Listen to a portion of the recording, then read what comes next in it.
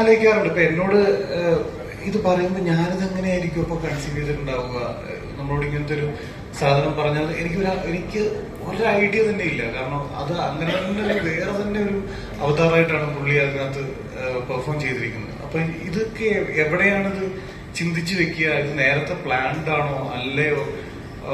On ആക്ഷനിൽ എങ്ങനെയാണ് ഇങ്ങനെയായി മാറുക എന്നുള്ളത് ഞാൻ ഭയങ്കര ക്യൂരിയസ് ആയിട്ട് കണ്ടു നിന്നിട്ടുള്ള ആളാണ്. അപ്പോൾ ഓഫ്കോഴ്സ് ഞാനൊരു ബിഗ് ഫാനാണ്. അപ്പോൾ എനിക്കെപ്പോഴും എന്താ പറയാ, കണ്ടു പഠിക്കാൻ, ഇല്ലെങ്കിൽ എന്താണ് ഈ പ്രോസസ്സ് എന്ന് നമ്മൾ ഈ ആക്ടേഴ്സ് ഇങ്ങനെ നിൽക്കുമ്പോൾ ബാക്കിയുള്ള സീനിയേഴ്സ് ആയിട്ടുള്ള ആളുകൾ ഇങ്ങനെ ചെയ്യുമ്പോൾ എപ്പോഴും പഠിക്കാൻ തന്നെയുണ്ട്.